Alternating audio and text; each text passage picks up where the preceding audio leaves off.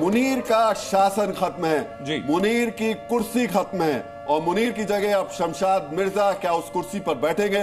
क्या शमशाद मिर्जा को यह जिम्मेदारी सौंपी जाएगी कि अब वो सेना की कमान संभालकर भारत के सामने हाथ जोड़कर कहे कि जो गलती की वो मुनीर ने की है?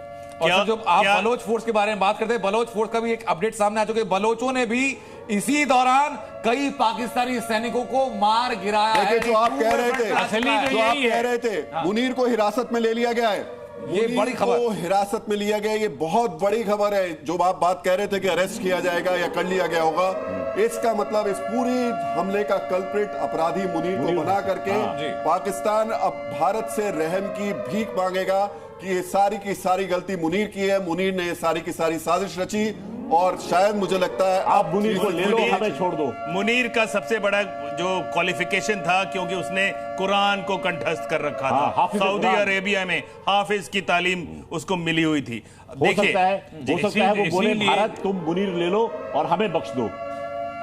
तो ये देखिए बहुत बड़ी खबर, वो असली अपराधी, वो शख्स जो लगातार भारत के खिलाफ जहर उगल रहा था, वो शख्स जो लगातार भारत के खिलाफ साजिशें रच रहा था और 8 बजे जम्मू में जिसने हिमाकत की थी भारत की सरहद में ड्रोन्स भेजने की, मिसाइल्स भेजने की, फाइटर जेट्स भेजने की, वो शख्स पाकिस्तान में हिरासत में हो चुका है। और उससे भी बड़ी खबर यह है कि पाकिस्तान की सेना की कमांड शमशाद मिर्जा नाम के एक सेना के अधिकारी को दी गई है।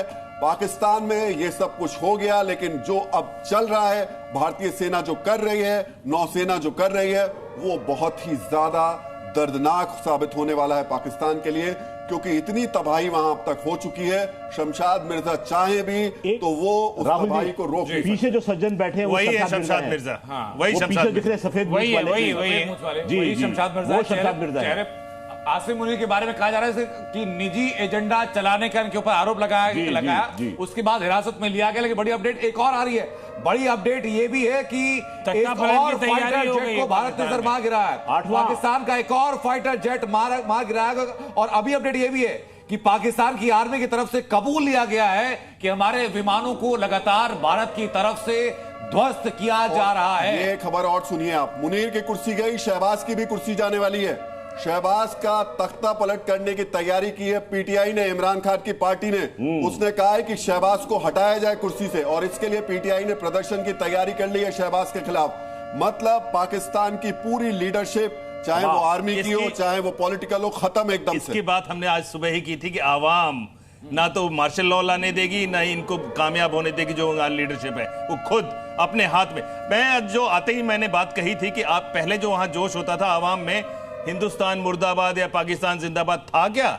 कुछ भी नहीं था। एब्सेंस ऑफ टोटल आवाम की इसमें इस युद्ध में कोई वो नहीं थी, पार्टिसिपेशन नहीं थी। एक बार मैं फिर से कह दूं, आप लोग तस्वीरें हम पूरे दर्शकों को, भारत के लोगों को दिखा रहे हैं।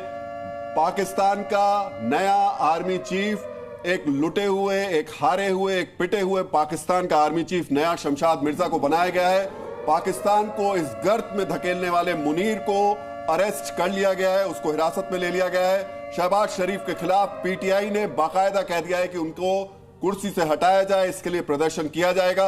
और अगर पाकिस्तान में ये सब डेवलपमेंट हो रहे हैं तो इसका मतलब ये है कि भारतीय सेना ने जो तबाही इस वक्त पाकिस्तान के अंदर मचाई है, भारत की नौसेना ने जो हमले किए, उसके बाद पाकिस्तान, मुझे लगता है कि कम से कम 10 साल लग जाएंगे उसको। यहाँ उनके लिए नहीं 10 साल क्या, आप तो उठना क्या और गिरना क्या। मुझे तो लगता है कि जो आमतौर पे बड़े युद्ध के लिए कहा जाता है कि कोई भी देश युद्ध में होने की वजह से 30 साल पीछे हो जाता है, पाकिस्तान न जाने कितने साल पीछे होगा और उसके टुकड़े टुकड़े होंगे। ये इस युद्ध के बाद पूरा पक्का हो गया।